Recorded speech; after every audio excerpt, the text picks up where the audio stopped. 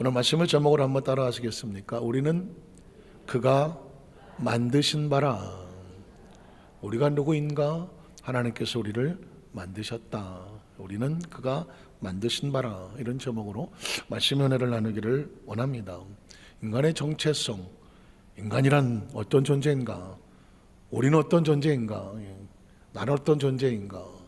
도덕과 윤리를 적인 측면에 바라보면 이거 어떻게 얘기해야 돼? 인간은 존재적으로 도덕과 윤리의 잣대를 갖다 대면 이건 어느 누구도 도덕과 윤리를 때까지 정확히 지키며 살아왔다고 말할 수 있는 자격이 없잖아요. 누가 도덕과 윤리 앞에서 나는 한 번도 도덕과 윤리를 벗어난 적이 없습니다. 말할 사람이 없는 거죠. 그래서 도덕과 윤리를 갖다 대면 심지어 법이라는 잣대 앞에서도 난 사람을 죽이지 않았어, 난 살인자가 아니야 하더라도 사실상 우리는 얼마나 많은 가슴 아픔과 양심의 가책 속에서 도덕과 윤리를 잣대, 법적인 잣대를 갖다 대면은 어느 누구도 나는 의롭다고 말할 수 있는 존재가 아닙니다. 그래서 그냥 도덕과 윤리적인 측면으로 보더라도 아이고 내가 참 죄 가운데 살았구나 이럴 수밖에 없는 존재가 인간이거든요. 그런데 하물며 영적인 측면을 갖다 대면 하나님의 관점에서 바라볼 때 하나님을 믿지 않는 것이 죄인데 알았다고. 가끔씩 마이크가 얘기를 걸어와요 이게. 자, 여러분 영적인 차원에서도 마찬가지입니다. 우리가 하나님을 떠나면 그 전제가 죄거든요. 어쨌든 그래서 성경은 우리에게 존재적으로 어떤 존재냐?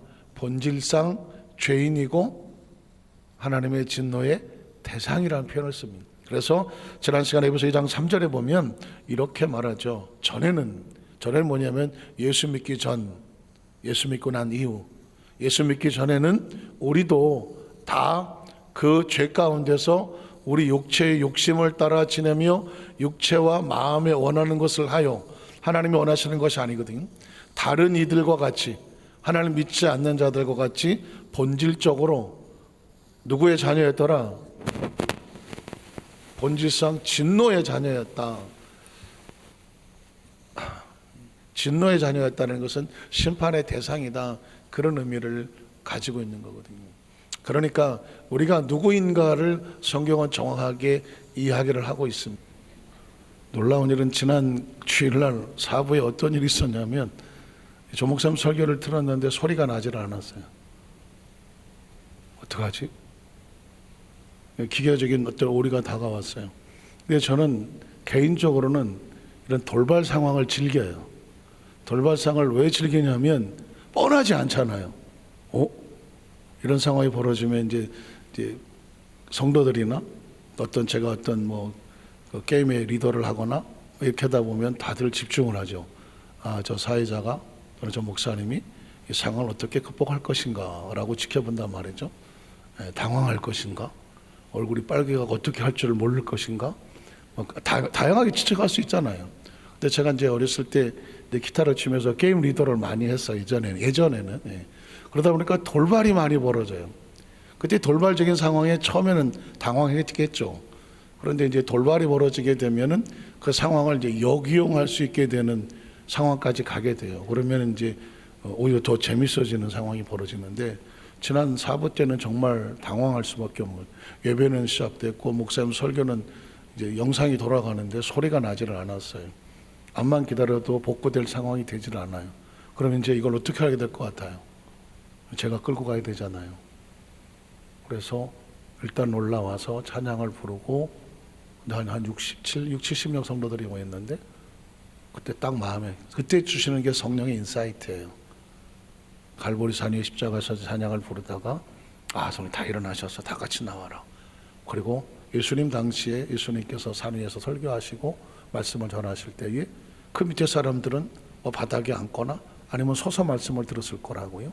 마치 그런 장면과 같아서요. 70명 성도들이 다 서서 제가 설교를 하고 서서 찬양하고 하면서 서서 동성기도를 했어요. 그런데 그렇게 예배를 드렸는데 어떤 성도 한 분이 목발을 짚고 들어오셨잖아요.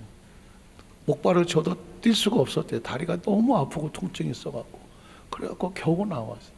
근데 그분도 목발을 짚고 여기까지 나와서 서서 앉아 있어도 되잖아요. 목발을 짚고 왔는데.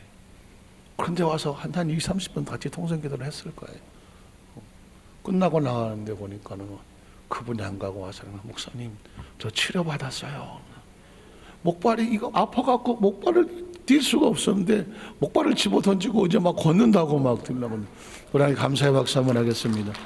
그래서 난 사실 지금도 난 안 믿어져.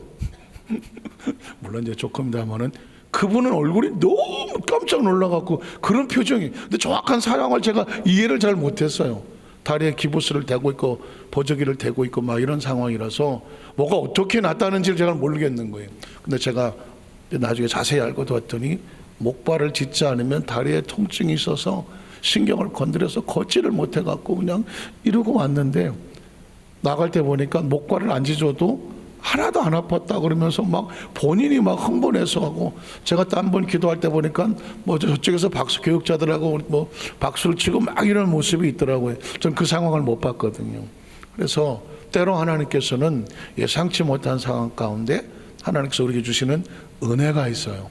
자, 이번 주일날 간증을 하나 하려고 하는데 어떤 성도님께서는 그 성령 대망이 또 기도하는 동안에 제가 이제 정확하게 상황을 좀 해보였지만 그 기도하에 저기 하기 전에 시아버님께서 췌장암 말기라고 해갖고 뭐 거의 뭐 큰 암덩어리가 발견이 돼서 췌장암 말기면 거의 손 쓸 수 없거든요. 보통 다른 암보다. 그런데 그 성도님이 제가 나중에 보니까 그 성도님이야. 그 집사님이 성령망회 때 막 눈물 흘리면서 방송헌금이라고 가져오셨는데 거의 울면서 들어와서 왜 그러시냐고 막 그랬더니 하여튼 하나님께서 마음에 감동을 주셔서 눈물로 드리라는 소원이 있어서 드립니다. 그래서 난 그냥 무슨 내용인지도 잘 몰랐어요. 그랬는데 어제 제가 신반 보고서를 보니까는 성령대망회 3월 15일 날 끝났는데 3월 15일 날 그분이 그 진단을 받고 다시 점검을 했는데 그게 안 보인다 그러는 거예요. 그게 안 보인다는 거예요. 하나님 우리 감사 박수하고요. 자세한 내용은 제가 조금 더 자세히 알아서 제가 주일날 한 번 더 지금 고난의 또 다른 이름에 대해서 말씀을 나누는데 이번 주일날 제가 자세히 더 설명을 드리기로 하고요. 어쨌든 지금 같은 상황도 우리가 본질상 진노의 자녀라고 하는 것은 하나님의 선을 벗어나면 하나님은 정품을 만들었는데 뭐가 되느냐? 불량품이 되는 거거든요.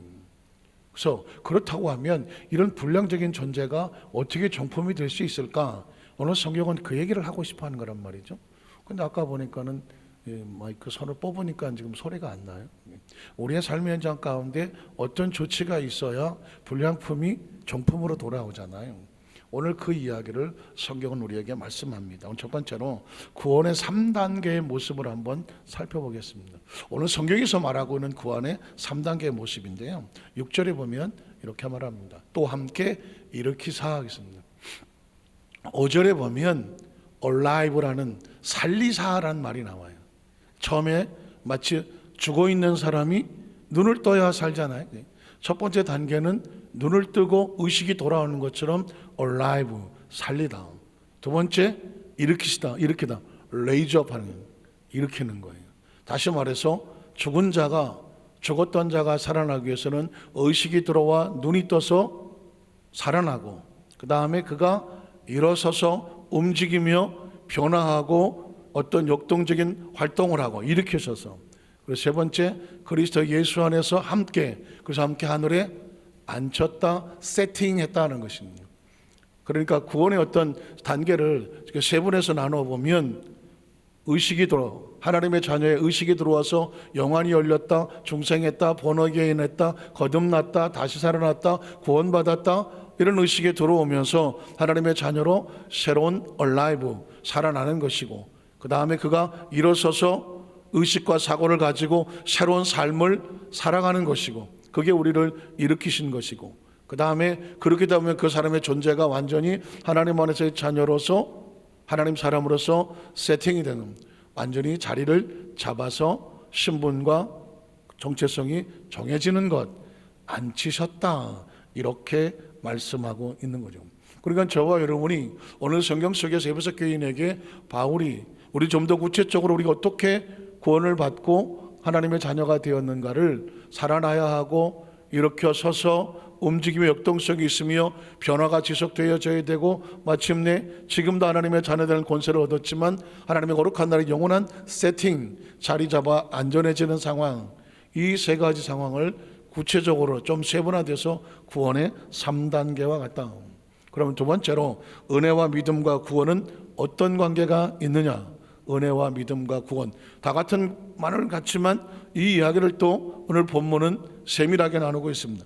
자, 7절을 보면은 이는 그리스도 예수 안에서 우리에게 자비함. 그러니까 우리의 위치는 어디 있느냐? 예수 안에서, 예수님 안에서. 항상 우리는 in Christ라고 제가 여러 번 강조했지만 바울이 이 바울 서신에서 쓰는 단어 중에 가장 중요한 단어는 in Christ, 그리스도 예수 안에서. 그래서 하나님 예수 안에 있는 우리 뭐 이렇게 예수 안 in Christ and 그리스도스라는 말을 자꾸 쓴다라고 말하죠. 그러니까 우리는 세상 바깥에 있는 것과 구분해서 우리는 어디 안에 있습니까? 어디 있습니다? 예수님 안에 있습니다. 이게 신앙의 가장 근본적으로 예수님 안에서, 그리고 어떤 것으로 인하여 우리에게 베푸시는 하나님의 자비함으로, 위치는 예수님 안에서, 우리를 변화시키는 도구는 하나님의 자비하심으로서, 그리고 그 다음 절에 보면 그리고 은혜의 지극히 풍성함, 그 양은 은혜의 지극히 풍성함으로 인하여 계속 다음 세대에게 나타내려고 하신다는 하나님의 은총을 말하는데, 그 은혜의 풍성함이 어느 정도냐? 제가 그래서 마지막 세 번째까지 가보면 거기서 그 단어가 나와요. 자, 하나님의 선물이라고 하는데 세 번째 넘어래 8절에 가볼게요. 8절에 보면 너희가 뭐죠? 예수 그리스도 안에서 구원받은 하나님의 자녀는 무엇에 의하여? 은혜에 의하여. 그리고 무엇으로 말미암아? 믿음으로 말미암아. 무엇을 얻었다? 구원을 받았다. 자, 그래서 은혜와 믿음과 구원의 관계는 뭐냐? 은혜는 하나님의 사랑이라고 말하는 겁니다. 하나님의 사랑. 그러니까 저와 여러분이 예수를 믿고 구원받은 그 모든 베이스멘트, 그 기본에는 뭐가 깔려 있냐면 하나님의 사랑. 그러니까 창조주가 피조물을 자기 백성을 사랑하시고 도로 찾으려고 하는 하나님의 사랑이 우리를 구원을 얻게 하는 것이죠. 그래서 요한복음 3장 16절도 영생을 얻는데 하나님이 세상을 이처럼 뭐하사? 사랑하사니. 그러니까 우리 한 사람 한 사람은 하나님의 사랑의 대상인 거죠. 하나님의 사랑. 세상은 우리를 사랑하지 않아요. 예수 믿기 전에 죄 속에서 같이 어울려 살았을 때는 세상은 우리를 사랑했어요. 그러나 우리가 예수를 믿고 하나님의 자녀로서 세상과 등질 것을 선포하고 난 다음에 세상은 저와 여러분을 더 이상 사랑하지 않아요. 예수 믿지 않는 친구들이 나를 자꾸 불러낸다. 술 먹는데 불러내고 어디 가면 자꾸 불러낸다. 요건 좀 생각을 해보셔야 돼. 물론 예수 믿지 않은 사람과 구분해서 뭐 이렇게 막 끊어라는 아니지만 그 사람들이 좀 잘못된 짓을 하는데 우리를 불러낸다고 하면 이건 자존심 상하는 일이에요. 예수 믿는 사람들은 그들하고 노는 것이 달라야 정상이에요. 제가 그 전에 얘기를 한번 했었잖아요. 제가 이제 군에서 이제 구대장을 하고 그 우리 동기들, 뭐 후배들, 뭐 선배 이렇게 쭉 있었는데 좀 특별하게 군대 생활을 했어요. 그러니까 근데 우리는 따로 이제 뭐 했단 말이죠.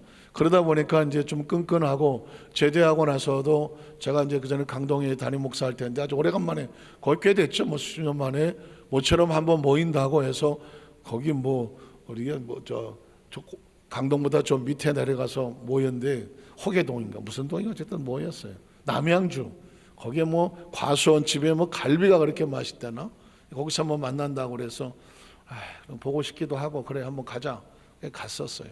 갔더니 뭐 반갑죠. 뭐 서로 뭐 정말 뭐 수십 년 만에 만나니까 그 만났는데 뭐 먹겠어요. 예수 안 믿는 사람들은 뭐 소주에 맥주에 잔뜩 깔아놨죠. 뭐 참 당황스럽긴 하지만 그래 처음 만난 사람들이 뭐 술 먹겠지 뭐 그래갖고 난 뭐 계속 고기만 먹는 거지 뭐 나는 이제.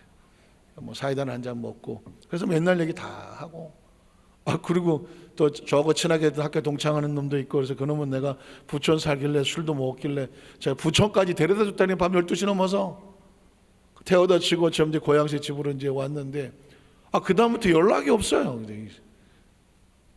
그 나중에 이제 그 친구 한 놈이 전화가 왔겨서 전화 한번 해서 야 요즘은 안 모이냐 그랬더니 모이지 근데 왜 안 부르냐 했더니 야 쭈삣 하다가 모였는데 서운하게 듣지는 말고 그러니까 목사님하고 술 먹으려니까 술 맛이 안 난다 그러더래.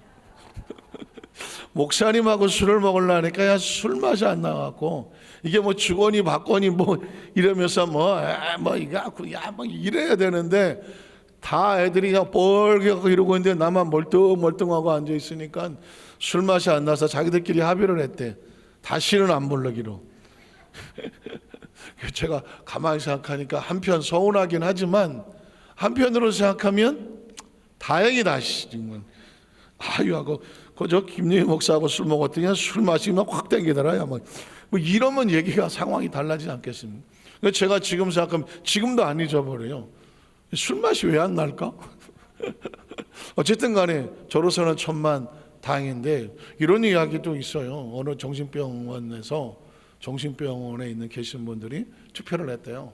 그랬더니 어느 의사가 인기도 1위로 최 많은 표를 얻어서 1위가 됐어 대상에. 그래갖고 뭐 이 의사가 내가 환자들한테 이렇게 인기가 있나? 막 인기가 있어갖고 그 다음부터 이 사람이 막 싱글벙글로 다니네. 다른 의사들은 마음이 한편 서운한 거예요. 아니 똑같이 뭐 잘해준 것 같은데 왜 저 의사만 저 환자들이 저렇게 인기가 있고 저 사람을 좋아하지? 그게 조금 서운해서 한번 물었답니다. 왜 당신들은 저 의사를 그렇게 좋아하냐고. 그랬더니 그 정신과 치료를 받는 분들이 이렇게 말하더래요. 다른 의사들은 우리하고 좀 다른데 저 의사는 노는 게 우리하고 좀 비슷하다고. 이해가 안 가십니까? 저 의사는 뭔가 우리하고 비슷하더라니까요. 저분도 약간 상태가 이상한 것 같다. 그래갖고 우리가 저분을 만나면 동질성을 느끼고 친근감을 느껴서 우린 그분에다가 표를 줬다. 사실은 정신과에서 오래 근무를 하다 보면은요, 의사들이 하는 말이 있어요. 내가 살짝 돌았나? 워낙 그 속에서 있다가 보니까 본인이 뭐가 정상인지를 잘 몰라서 어떻게 하다 보면 같이 따라하고 있는 자신의 모습을 발견하게 된다라고 하는 글을 하나 본 적이 있거든요. 물론 이제 족구처럼 들리기도 하지만 의미가 있는 거예요. 크리스찬들은요, 세상과 구별돼서 전혀 차원이 다르고 신분이 다르고 의식이 다르고 사고가 다르고요, 목적이 달라요. 그리고 방향이 다르고요, 가치가 다르고 최종 육신의 옷을 벗고 하나님의 나라에 가는 최종 목적지가 달라요. 믿으십니까?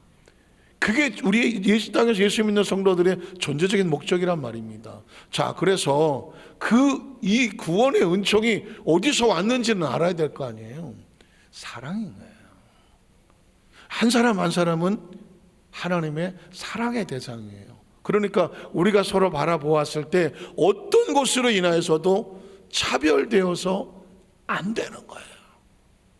심지어 뭐 당연한 얘기지만 남녀가 됐든 노소가 됐든 빈부가 됐든 무슨 뭐 외모가 됐든 키가 됐든 집안이 됐든 학력이 됐든 뭐가 됐든 이 모든 거는 이 땅의 삶을 살아가는데 잠시 빌려 입은 옷과 같은 거예요. 옷은 잘 입으면 좋겠지만 그 옷으로 사람이 본질적으로 평가돼서는 안 되는 거잖아요.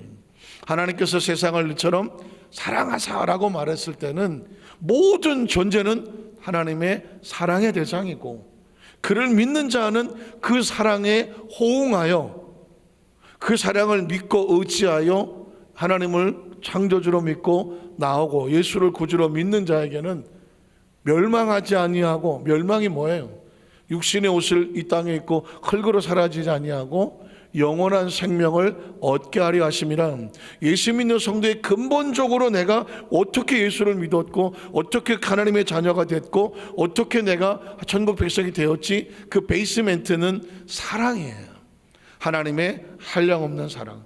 그러니까 이 사랑이 충만한 이 마음을 가지고 살아야 세상이 나를 사랑하지 않아도, 세상에서 안 믿는 사람이 나를 손가락질 알고 세상적인 기준으로 바라봐서 혹시 우리가 그 양에 차지 아니하고 비교로 열등감의 상황에 처해진다고 할지라도 절대 어떤 열등감에 빠지지 말아야 되는 이유, 우리는 하나님의 사랑으로 같이 받고 존중받는 존재, 어느 누구도 우리를 평가할 수 없어요. 한번 따라하시죠. 나는 예수님 안에서 사랑받은 존재입니다. 사랑받는 존재입니다. 여러분 절대 어떤 기도하실 때 하나님 나를 좀 사랑해 주세요 하지 마세요. 왜? 이미 여러분은 사랑받고 있어요. 여러분이 나를 사랑해 주세요 라고 말하면 사랑받지 않은 사람이 사랑해 달라고 말하는 거예요. 사랑받고 있는 사람은 사랑해 달라고 말하지 않아요. 이미 사랑받고 있는 사람입니다. 여러분 기도 제목이 축복도 마찬가지예요. 하나님 나를 축복해 주세요는 내가 축복을 받지 않았다고 생각하기 때문에 나를 축복해 달라고 말씀을 하는 거예요. 이미 축복을 받은 사람은 하나님 나를 축복해 주셔서 감사합니다. 나를 사랑해 주셔서 감사합니다. 나를 지켜주셔서 감사합니다. 그걸 이게 우리의 정체성인 거예요. 그래서 은혜에 의하여 할 때, 은혜는 뭐냐? 나를 사랑해 주신, 내 안에 가득 찬 사랑에 의해서. 그리고 믿음이란 뭐냐? 내가 그 사랑을 인정하는 거예요. 성령님을 인정합니다, 환영합니다, 모셔드린다고 말하잖아요. 창조주 하나님을 나는 인정합니다. 그리고 그분이 나의 창조주가 되고 난 그분의 피조물인 것을 믿습니다. 그리고 그분의 사랑을 믿고 그분의 축복을 믿고 그분의 존재하심을 나는 믿습니다. 그래서 하나님을 인정해 드리는 거예요.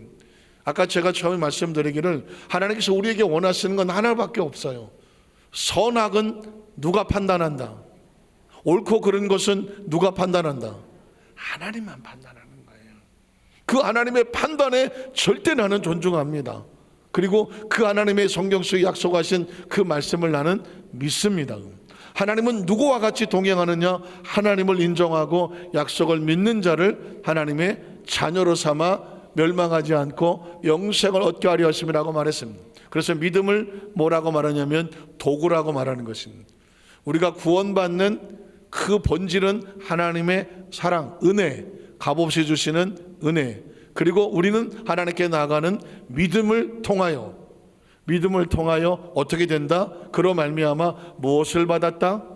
구원을 받았다. 구원이라고 하는 것은 아까 말씀했지만 이렇게 살리시고 이렇게 세워주시고 하나님 앞에, 예수님 앞에 앉혀주시니 우리의 신분과 정체성과 자화상에 이 확신의 모든 걸 토탈해서 구원이라고 말했습니다. 그러니까 이미 구원을 받았고, 그리고 이 땅에 살면서 구원을 완성하고 받은 구원을 완성해 나가는 거예요. 마치 성장해 가는 것처럼. 그리고 진정한 구원의 열매는 하나님의 나라 속에서 영원한 새로운 모습으로 얻게 되어지는 줄로 믿습니다. 자, 그러면 이 모든 것을 얼마 주고 샀느냐? 어떻게 받았느냐? 오늘 성경은 그것은 값없이 주시는 선물이라고 말하는 거죠. 자, 그 다음 절을 보면, 그래서 이것은 너희에게서 나는 거예요. 우리가 뭘 열심히 해서 얻은 것이 아니고 누구의 선물이다? 하나님의 선물. 다른 말로 말하면 은혜라고 말하는 것입니다. 그러니까 지금 저와 여기 있는 우리 모든 성도들은 존재적으로 너나 할 것 없이 다 하나님의 사랑의 대상. 확실합니까? 아이고 목사님은 다 사랑하시고 나는 좀 덜 사랑하시고, 그럴 이유가 없어. 하나님 보시기에는 다 사랑의 대상이에요. 예수의 사랑으로 모두 똑같이. 목사님은 조금 그래도 뭐 나보다 가치가 있고 나는 뭐 너 가치적으로 다 똑같아. 사랑의 양도 똑같고 가치도 똑같고 하나님 안에서 주시는 우리를 향한 은혜도 똑같고 버릴 게 아무것도 없어. 그러니까 제발 거울을 보고도 실망하지 마. 저울에 올라가서도 실망하지 마. 그리고 지나간 과거를 보고도 실망하지 마. 누가 현재의 모습을 보고도 누구랑 비교해서 실망하지 마. 미래에 대해서 불안해서 실망할 필요 없어. 하나님이라는 관점에서 바라보면 우리 모두는 다 소중하고 귀한 하나님의 선물 받은 존재예요. 믿으십니까? 이건 세상에서는 절대로 하지 않아. 세상에는 등수를 먹이고 서열을 세우고 소유를 보고 재산권을 보고 뭘 보고 자꾸 1등서부터 몇 등까지 자꾸 나누려고 해. 세상은 그렇게 말해. 대학이 그렇고 회사가 그렇고 대기업이냐 소기업이냐 뭐 중소기업이냐 그렇고 세상은 그런 자꾸 뭘 나눠. 그래서 소유를 매기고 누구는 우등하고 누구는 열등하고 자꾸 존재적인 가치를 하락시키려고 해. No. 하나님 안에서는 유대인이나 이방인이나 흑인이나 백인이나 노인이나 젊은 사람이나 아무런 의미 없어. 다 하나님의 선물을 받을 만한 축복된 존재들이에요. 믿으십니까? 믿으십니까? 그러니까 절대 비 온다고 앉아갖고 말이야. 아이고 나는 자식 복도 없고 나는 남편 복도 없고 어디 앉았고 나는 그럴 필요 하나도 없어. 여러분은 존재적으로 소중한 존재들이야. 귀한 성경 말하잖아요. 은혜로 믿음으로 말미암아 구원을 줬으니 이뻐서도 아니고 모질라서도 아니고 너희에게서 난 것이 하나도 없어. 하나님의 선물은 얼마 받고 주는 거예요? 가져 주시는 거예요. 소중하고 귀하고 하나님 보기에는 존재 자체가 소중한 존재들이. 여러분 보십시오. 이 험악한 세상에서 어떻게 예수를 믿고 나와? 난 제일 신기한 게 우리 성도들이에요. 어떻게 예수를 믿고 나오냐? 세상에 나가서 멋대로 살아도 얼마든지 재밌게 살 수 있고 엉망진창이든 어쨌든 간에 지 멋대로 살아갈 수 있는데 그 모든 것에 선을 긋고 난 예수를 믿고 세상 등지고 십자가 바라보고 오늘도 내 자리 예배 자리를 지키러 나옵니다 라고 하는 사람들은요, 하나님의 은혜의 선물을 받은 축복의 통로들인 줄로 믿습니다. 그래서 마지막 9절 10절을 보면 행위로 난 것도 아니야. 이는 누구든지 내가 이렇게 해서 이거 받은 거야 라는 걸 자랑하지 못하게 함이고, 또 우리는 그가 뭐 하신 거예요? 만드신 거예요. 한번 또 나는 하나님이 친히 그 손으로 만드셨습니다. 하나님의 작품이에요. 하나님의 작품이라고 생각을 하면 하나는 우리의 과거와 현재와 미래를 동시에 바라보고 있어. 동시에 바라보고 있고 우리의 미래는 반드시 잘 되게 되어 있어. 말씀을 정리하면서 생각해 보세요. 자, 예를 들어서 요셉을 제가 많이 말씀을 하지만 우리는 요셉의 과거를 알아요. 말씀을 읽으면 그 당시 현재도 알고요. 그리고 요셉의 미래도 알아요. 과거와 현재 미래를 동시에 보고 있어요. 그런데 3차원에 있는 우리는 시간은 일직선으로 흐르기 때문에 처음에 팔려 내려갈 때 요셉은 얼마나 두려웠을 거예요. 얼마나 무서웠을 거예요. 17살짜리가 남의 집살이를 10년 동안 보디발 집에서 할 때 요셉은 날마다 울었을 거라고요. 날마다 울었겠죠. 남의 집살이 하면서. 뭐가 있어요? 억울하게 왕의 감옥에 끌려갈 때도, 쫓겨나 끌려갈 때도 요셉은 여기서 죽었구나, 매일매일이 여기서 죽었구나, 오늘 죽었구나, 왕의 감옥에 들어가서도 한 번 들어가면 절대 못 나오는 곳인데 난 이제 내 인생은 끝났구나. 현실은 그래요. 그러나 그의 미래를 보자고요.